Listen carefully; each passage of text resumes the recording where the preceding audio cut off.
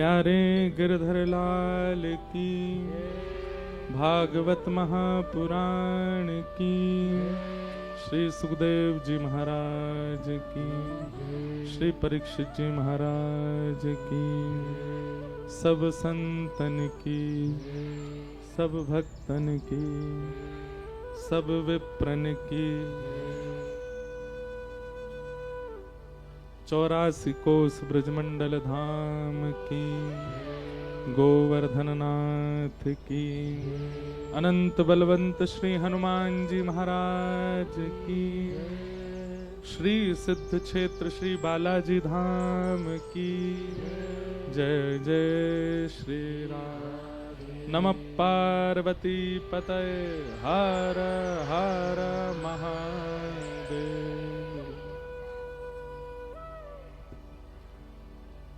द्वारिकाधीश की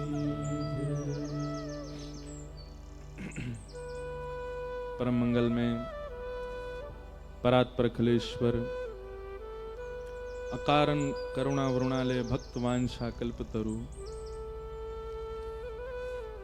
तड़िद्वत विनिंदित पीतांबरधारी श्री बाल कृष्ण लाल की, श्री राधा रमण लाल की, प्यारे गिरधर लाल की शब्दमयी प्रतिमूर्ति हम आप सबके मध्य में विराजमान श्रीमद् भागवत महापुराण को बारंबार प्रणाम। मंच पर विराजमान समस्त विप्रवृंद, समस्त गंधर्वजन और आप सभी सागरवासियों को पुनः जय श्री कृष्ण, जय सिया राम, जय श्रीमन नारायण, जय जय श्री राधे। बड़े आनंद की बात है, भाग्योदयेन बहुजन्म समर्जितेन सत्संगमं च लभते पुरुषो यदा वै अज्ञान हेतु कृतमोह मदान्धकार नाशं विधाय हितदोदयते विवेक। बिल्कुल सावधानी से श्रवण करो सब लोग। और जितने भी हेलीकॉप्टर घूम रहे हैं अब इनको लैंड करा दो नीचे। ये केवल तभी उड़ाए जाएं जब कोई कीर्तन संकीर्तन हो। ये बहुत बड़े सौभाग्य की बात है। पूरा विश्व, पूरा भारत, संपूर्ण सनातन धर्म इस वक्त प्रयागराज कुंभ में त्रिवेणी स्नान कर रहा है।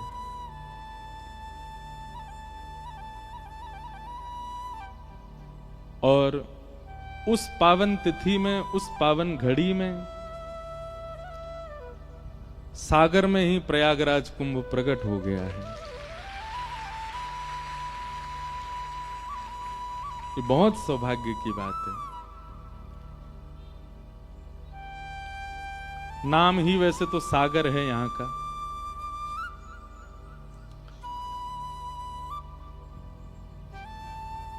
वास्तव में कुंभ का मतलब क्या है?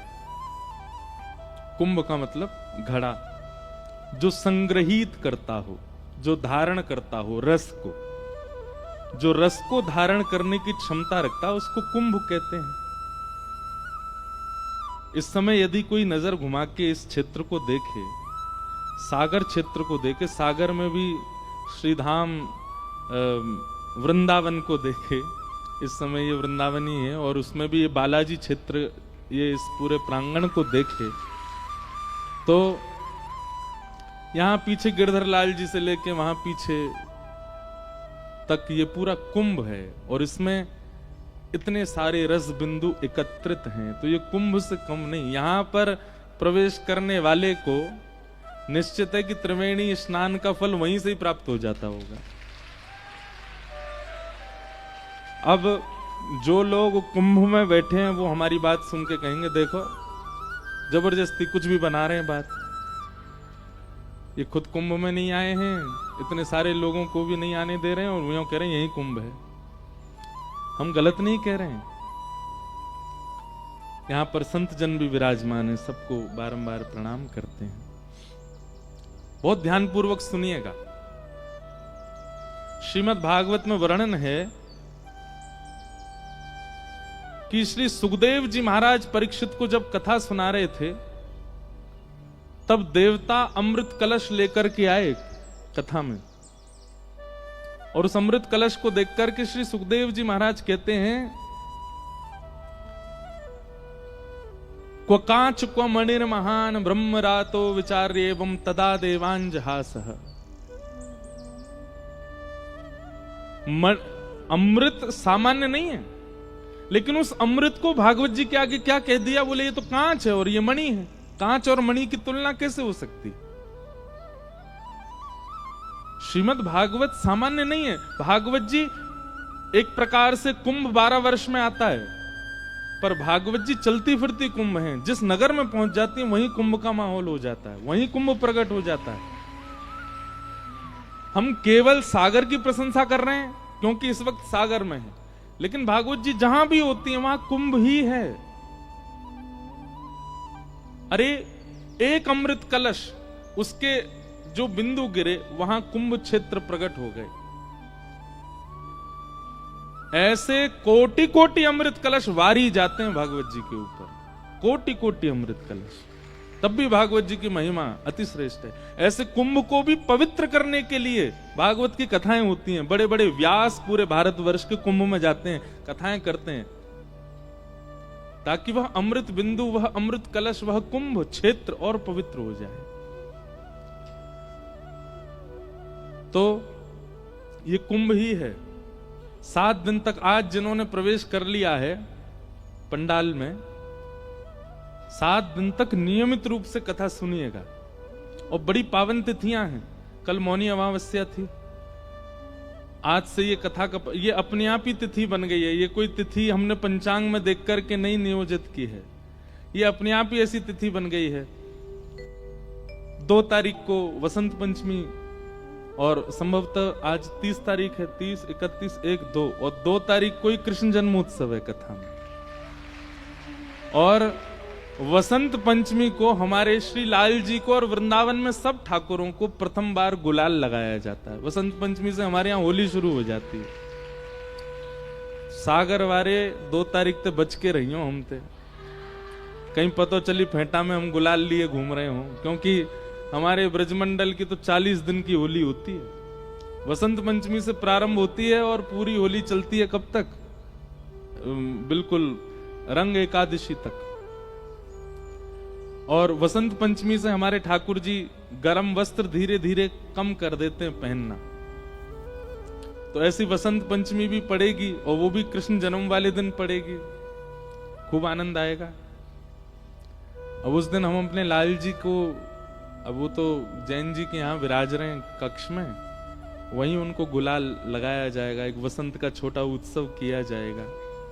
और इतनी संख्या के बीच में हमारे लाल जी एक दिन पधारेंगे कथा में भी, गोवर्धन उत्सव वाले। वसंत पंचमी के अगले दिन लाल जी भी आएंगे।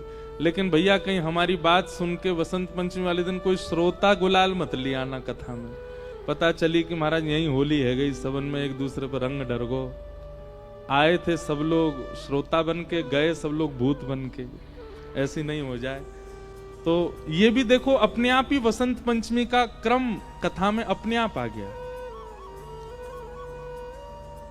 हमसे बहुत सारे हमारे जो हमसे प्रेम करने वाले कई संत जन महाजन हैं, सब लोग बड़े नाराज हो गए, तुम कुंभ में क्यों नहीं आ रहे हो। तो हमने कि हमने पहले ही कथाओं का सब क्रम निश्चित कर दिया था, कैसे आए। सब लोगों को बोल चुके हैं। फिर भी बहुत लोगों ने कहा, तो हमने एक बार जैन जी के पास संदेश भिजवाया कि कथा का समय थोड़ा आगे कर लें या पीछे कर लें, ये समय कुंभ में चले जाएं। आपने कोई ऐसा नहीं, हमको बिल्कुल स्वच्छंद रखा, आपकी जैसी इच्छा महाराज जी, आप जैसा आपको ठीक लगे। पर फिर ये योजना बनी गई कि नहीं चलो सागर में कथा होगी। और हम प्रयास में ऐसे हैं कि 5 तारीख को जिस दिन विश्राम है कथा का, उस दिन कथा सुबह के सत्र में करेंगे और दोपहर में फिर यहाँ से हम कुंभ क्षेत्र, क्योंकि एक ही दिन है हमारे पास 6 तारीख, 7 से फिर हिमाचल में कथा है। तो 5 को दोपहर में जाके कुंभ में आप सब लोगों की तरफ से डुबकी लगाए आएंगे हम, यहाँ सब सागर वासियों की ओर से। लेकिन इसको बिल्कुल भी इस प्रकार से मत आंक लीजिएगा कि क्या तो फिर ये 7 दिन हम लोग कुंभ नहीं है, ये कुंभ ही है, प्रत्येक दिन कुंभ है। तो ये एक सूक्ष्म कुंभ जैसा प्रकट हो गया है अद्भुत सागर में। और उसमें भी कुंभ क्षेत्र में आपको पता है सब जाते हैं, सारे तीर्थ आते हैं प्रयागराज में, क्योंकि वो तीर्थों के राजा हैं। तीर्थों का राजा कौन है? प्रयाग। तीर्थों के गुरु कौन है? पुष्कर। कौन है? याद रखिएगा, तीर्थों के राजा प्रयाग, तीर्थों के गुरु पुष्कर, और तीर्थों के प्रधानमंत्री काशी विश्वनाथ, बनारस, वाराणसी। तो ऐसा प्रसंग आता है, बहुत प्रसिद्ध प्रसंग है कि सारे तीर्थ जाते हैं कुंभ में, प्रयागराज में। इस समय ऐसा कोई तीर्थ नहीं होगा भारत का जहां का व्यक्ति प्रयागराज में ना हो। लेकिन एक बार प्रयागराज थोड़े से व्याकुल हो गए, और व्याकुल होकर भगवान के पास गए और ठाकुर जी से जाके बोले, नाथ आपने मुझे तीर्थों का राजा बनाया, सारे तीर्थ आते हैं, सब मुझको प्रणाम करने के लिए 12 वर्ष में एक बार आते हैं, छोटा सा वृंदावन नहीं आता। क्यों नहीं आता? सारे तीर्थ आते हैं, आपका वृंदावन क्यों नहीं आता है? तो ठाकुर जी मुस्कुरा के बोले, भैया तीर्थों का राजा बनाया है, अपने घर का राजा थोड़ी बनाया है तुम। वृंदावन हमारो घर है, वृंदावन नहीं आवे को। प्रयाग को भी वृंदावन जाना पड़ता है प्रणाम करने के लिए। क्यों? क्योंकि वृंदावन ठाकुर जी को घर है भैया, वृंदावन सामान्य नहीं है।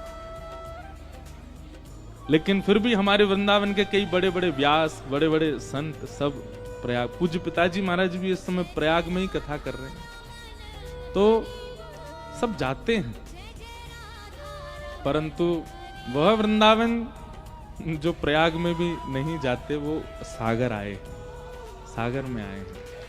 इसलिए सागर के सौभाग्य हैं कि ये 7 दिन के लिए हमारे जैन जी ने, उनके पूरे परिवार ने, और विशेष रूप से तो देखिए आप सब लोग, माने ना माने, हमको बहुत ज्यादा प्रशंसा नहीं करनी है, पर जो आपकी धर्म पत्नी है अनुश्री जी, ये बिल्कुल वात्सल्य मूर्ति हैं। इन्हीं के कारण ही ये कथा का क्रम यहां बन पाया। भगवान करे कि जो भी, जिनका भी अभी ब्याह नहीं हुआ, उनको ऐसी ही स्वभाव वाली गृहिणी प्राप्त हो।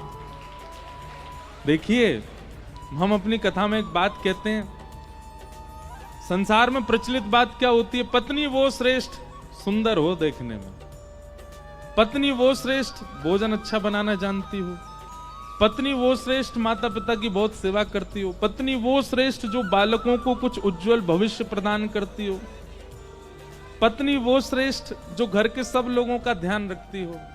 और हमारी दृष्टि में पूछें तो पत्नी वो श्रेष्ठ जो पति सहित संपूर्ण परिवार को कृष्ण भक्ति में लगाती, वो पत्नी श्रेष्ठ। और इन्होंने तो केवल परिवार नहीं, पूरे सागर को ही लगा दिया है, सब कोई ठाकुर जी से जोड़ रही हैं। तो हम ठाकुर जी से प्रार्थना करेंगे कि भैया जो भी कुआरे बैठे हैं उनको ऐसी स्वभाव वाली ही गृहिणी मिले जिसके आने से वृंदावन प्रिय लगने लग जाए, जिसके आने से हमारी किशोरी जी प्रिय लगने लग जाएं, जिसके आने से वृंदावन के ब्रजवासी प्रिय लगने लग जाएं। ऐसी गृहिणी सबके जीवन में आवे।